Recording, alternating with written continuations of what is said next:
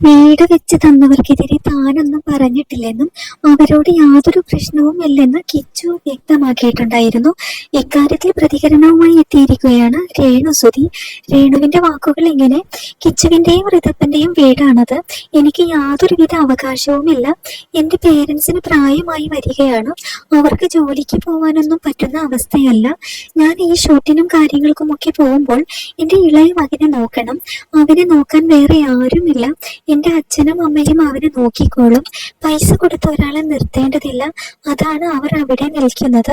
അതിൽ ആർക്കാണ് പ്രശ്നം? ഇളയ മകന് 18 വയസ്സായി കഴിഞ്ഞാലേ ആ വീട് എങ്ങനെയെന്ന് തീരുമാനിക്കാൻ കഴിയൂ. അങ്ങനെയാണ് എഴുതിയിരിക്കുന്നത്. അവന് 18 കഴിയാതെ അവിടെ നിന്നും ഇറങ്ങി കൊടുക്കാൻ സൗകര്യമില്ല. അതിനിടയിൽ ഞാൻ വീട് വെക്കുമായിരിക്കും.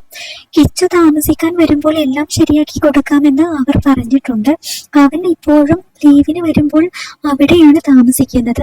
എപ്പോൾ നന്നാക്കി കൊടുക്കുന്നു എന്നത് പുള്ളിയുടെ ഇഷ്ടമല്ലേ. അതേക്കുറിച്ച് പറയാനൊന്നും എനിക്ക് താല്പര്യമില്ല. മക്കൾക്ക് വീട് നൽകിയതിന് നന്ദിയുള്ളവളാണ് ഞാൻ. പക്ഷേ ചില കാര്യങ്ങൾ പറയേണ്ട സമയം വന്നതുകൊണ്ടാണ്, ചോർന്നത് കൊണ്ടാണ് പറഞ്ഞത്. വീട് മോശമാണെന്നൊന്നും ഞാൻ പറഞ്ഞിട്ടില്ല. ഓൺലൈൻ മാധ്യമങ്ങളോട് അവരുടെ ചോദ്യത്തിന് മറുപടി പറയുകയായിരുന്നു രേണുസുതി.